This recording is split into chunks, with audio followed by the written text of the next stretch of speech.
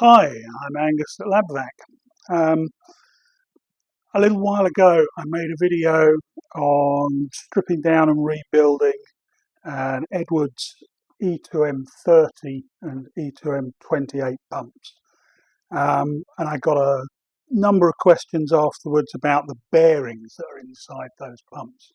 Now, I did say at the time that the bearings aren't part of a standard service, that they have a pretty long lifetime provided they're looked after and the pump serviced regularly, and that I wasn't doing them within that video.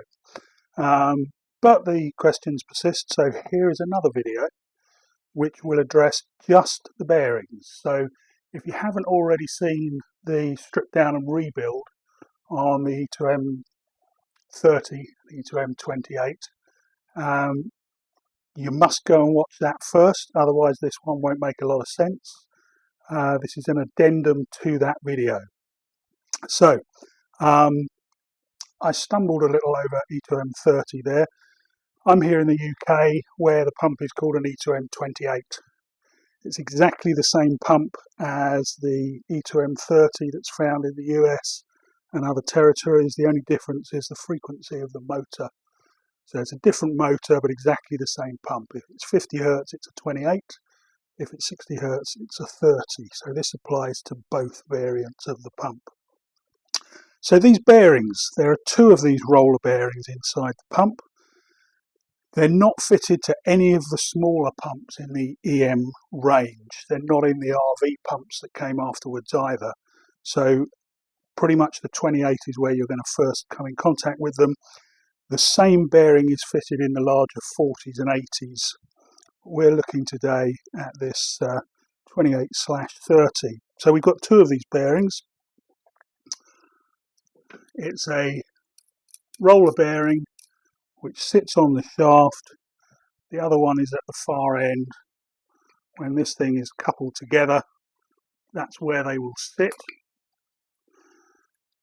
And on the stator components, there's an outer race that's fitted into there. So this drops into there and completes the bearing. And the same with the other one, where the bearing sits right down in the bottom there, just forward of the shaft seals. Hopefully I'm holding that in the right place for the camera to see it. So the bearings themselves are an N1006 C3. And the C3 is absolutely critical. The C3 denotes that it's a high temperature bearing, and they're made in such a way that they allow for expansion. When the pump heats up and the components expand, that expansion is allowed for. If you use a regular bearing in there, when the thing heats up, the bearing would start to bind and cause you problems. So you've got to make sure to buy the right bearing. My local bearing specialists, I've got a couple of companies that I use for motor bearings and so on. They do not stock this bearing because it's somewhat unusual. I would recommend you go to a specialist vacuum pump kit company. They will understand what's special about the bearing and they'll make sure that you get the right one. That would be my advice. And on this rare occasion, it's advice that I actually follow myself. So there you go. So this is what the new bearing looks like. And the first thing we can see is it's a two-part bearing. So the outer race is a separate piece, and that's allowing for that expansion. So we have to fit essentially two components to the pump to make up one of the bearings. So the outer race is what fits inside the stators, and then the inner race and the cage with the actual roll of bearings there is a second piece. So we've got two items to deal with. Again, I would recommend that when you replace one of these bearings, you replace the whole thing, inner and outer, and that you keep them as a set as they came. So that will be the bearing to replace one, and a second bearing will be used on the other one, and you don't mix the components around. I might be doing them a disservice. I'm sure that the quality control is so good that those parts are interchangeable. I tend not to take that chance. Keep them as sets the way they came. So that's what we've got to replace. The first thing to say is when. When do you need to replace them? Always very difficult. I can't tell you about your pump without seeing it. All I can tell you is how I would go about deciding. First thing to do is clean all the components very well. So these bearings are lubricated by the oil that's circulating in the pump. So whatever dirt is in the oil is going to get into those bearings, and it will start to build up in there and block them up. So you can't really tell whether the bearing is ruined or not until it's thoroughly cleaned, because you might find when you take the pump apart that this is quite stiff to move. But once it's been thoroughly cleaned and everything's out of there, it may still be a perfectly good bearing. They do tend to last for years and years, provided the pump is kept reasonably clean. So what I would do after the pump's been stripped and cleaned is a simple way to check. I blow compressed air across the edge of the bearing, so onto the edge of the bearing there, and I look to see whether it spins up very quickly, and I also listen. So I'm going to do that now, and if you listen, you should hear what sounds like a turbo spinning up. You get a whiz noise, which is quite fun. So here we go. So did you hear that high-pitched turbo spin-up type of sound? That tells me that everything in this bearing is running smoothly, and that's good to reuse. So that one I'm going to reuse. The other bearing in this pump is not quite so happy. It's been cleaned, it's still pretty stiff, and the other thing that I noticed with this was that it actually fell off the shaft when I took the pump apart. So something's not right with that one, so that one's going to get replaced. So how do we go about actually replacing it? Well, it's in two parts, and surprise, surprise, you need completely different tooling for each of those parts, and it is fairly specialist stuff. If you rebuild cars, you might have some of this gear, but it's not off the shelf in your local Halfords. That's not going to mean anything to anybody outside the UK, but Halfords is our local sort of car parts and tools supplier. There's one on every high street. I guess it's an equivalent to sort of Harbour Freight in America, maybe. So there's some gear you're going to need. I'm going to start with the inner race that needs to be pulled here. Now, the way I do this is the way I'm going to show you. That's not to say that it's the only way. It's not even to say that it's the best way. But it is the way that I'm going to show you, because it's what I do regularly with these pumps, and it works for me. Okay. So if you've got a better way, I'll be very pleased to hear from you. I'm just going to use this drill press to stand the rotor up on, more so that you can see it a bit better, hopefully, more than anything else. So the first tool you're going to... Sorry for the interruption there. My recording equipment decided it didn't want to do that anymore. So carrying on. We're going to start by pulling the inner race from this bearing using this tool. Now, I tried to look these up last night, and I could only find them called bearing pullers, which doesn't really help you to narrow down your search if you're trying to buy one. I would call it a split yoke puller. I don't know if that's the right term. Again, if you know exactly what that's called, do tell me. None of the gear I'm showing you is sponsored. I wish that it was, but it's not. Not sponsored on this channel. And I'm also not going to tell you where to buy these, because there's people watching all over the world. You've got to look at what's available in your territory. If I tell you where to get it in the UK, that's not helpful to most of the people. The way this works is It's deeply dished in the centre there. You've got very little clearance behind this bearing, so your regular three-legged puller type of arrangement will not work here because you don't have enough clearing to get the feet underneath it. So you need to go with one of these, which sits over there and will slide in behind. This bearing's very loose. Yours isn't going to be.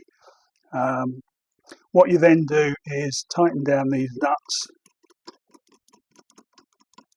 so that this thing grips behind the bearing. You don't want to go too tight on this, because if you push these two halves in too tight, they'll contact onto the shaft underneath behind the bearing. That's going to make it more difficult to pull the bearing because of the added friction that you're working against. But more importantly, it's going to gouge into the shaft, which we do not want to damage. These rotors are hundreds of pounds, many hundreds of pounds to replace, so we've got to be careful there. So not too tight, but you want to get it in there so it sits behind.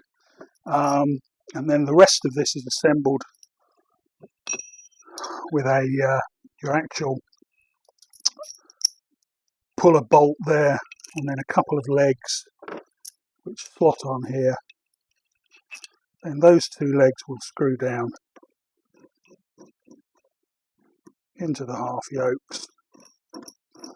I'm doing this quickly, not necessarily very carefully. You want to make sure that everything's set up square, so that when you actually pull, when you wind this bolt, centre bolt down, you're pulling straight effectively.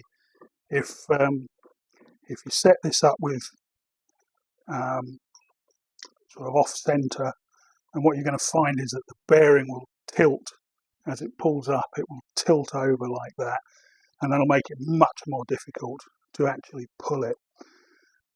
So you then take your favourite socket or whatever onto the top of that bolt, wind that down, and it will lift the whole assembly and pull the bearing with it like that.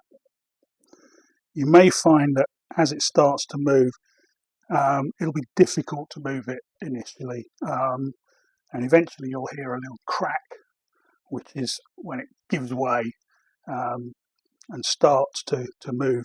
You might find after that you need to adjust some of the setup, maybe tighten the two halves in slightly behind it as you get more of a clearance there that you can get into, but always being careful not to grip onto the shaft itself.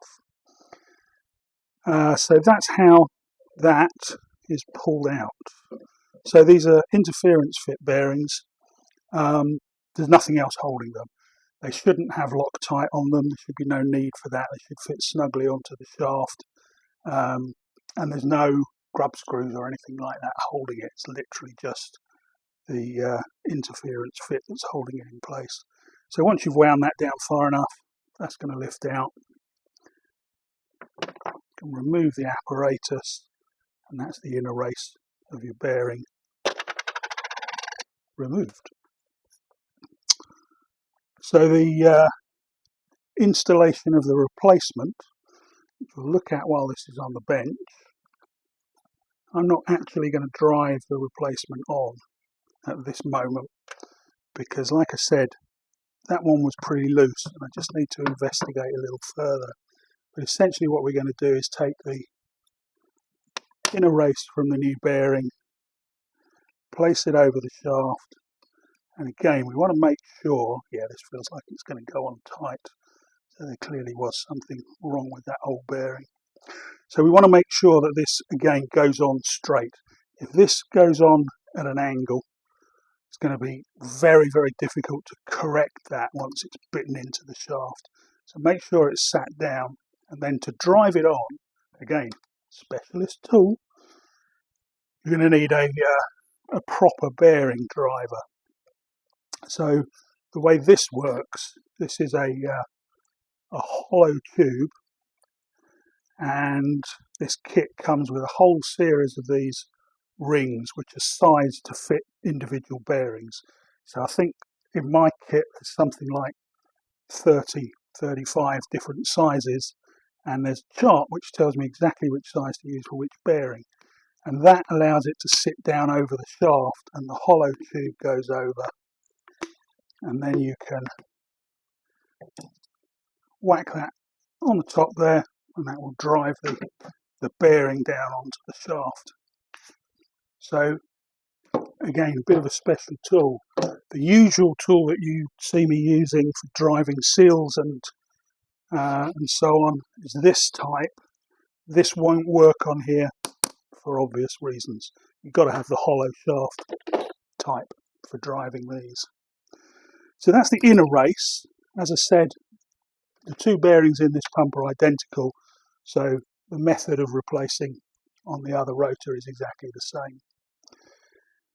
The second part, which in some senses can be the harder part to do, is the outer race. So I mentioned that I would recommend you replace the whole bearing, inner and outer, as a kit, as a set. When you see how you have to tackle this, you'll understand that it's tempting to leave the outer race in place and reuse it, but it's not the best way to go about it. So the outer race is buried right down, why am I leaning that way, right down there where the shaft seal sits in the bottom of this rotor. And so again, another specialist tool is required. And in this case, it's this type of puller, which is sometimes called a blind bearing puller, although there are quite a few different pieces of kit that are called blind bearing pullers. So I would refer to this, and I think you'll most easily find it called a split collet puller. So this section is in two parts. There's a centre bolt that runs through here. This is the collet, which you can hopefully see in this case is split into three parts, which then join up at the top. What happens with this conical bolt that runs through the bottom, as you tighten this up, the bolt will push the three sections apart and they will open out. Okay, so what that allows us to do is, with this wound back so it's all closed up, this will drop down through the outer race. Once it's through there, we'll tighten the bolt up so it expands behind the outer race that we're trying to remove. So drop that into the centre, and then you need to wind it up. For that, I tend to use a big pair of grips to hold onto the flats here of the collet, and then a long socket over the top will allow me to expand it. Now again, with this, there's very little clearance behind the part that we're pulling. So you've got to get in behind there and open it out enough to grip it. Again, you don't want to be so tight in there that you're pulling against the surface of the stator. You've got to go a little bit, back it off a little bit once it's super tight. Make sure that it's gripping onto the part you need. And again, you might find that you have to have a couple of bites at this, because what does tend to happen is the collet will pull out through the bearing race, and the collet comes free and the bearing race is still in there. You've got to go back in, tighten it out a bit more and pull it away. Once that's firmly in place behind there, you have this is called a slide hammer, which comes as part of the kit. You wind that onto the thread at the top of the centre bolt, and then holding the whole thing together, you lift this quickly and it acts as a hammer. And there we go. That's the race pulled out. So that's the bit of kit that you need to get those out. Then driving those new ones in, that's our old one, out of the way. get the tool out, and then the new replacement goes in. Again, really important to get it sitting true and flat before you drive it, because again, if it goes off true, it will bite into one side and then it's very, very difficult to straighten them out again. So you just want to make sure you feel around that, make sure it's flat. And then you've got to drive that in. So in this instance, you can use this type of much more readily available and cheaper driver, because you are driving into the bore. But what you'll also find is if you have the nice kit there, then that same size that we used for driving the inner is also exactly the right size for driving the outer down into the stator there. And that's how you replace those bearings if you need to. So check them out thoroughly first, wash them, clean them first while they're still in place on the parts. Then give them a test. Make sure that they really need replacing before you replace them. Make sure you get the right N1006C3 bearing, and then avail yourself of all these very, very expensive tools to carry out the job if you still want to. Thanks for watching.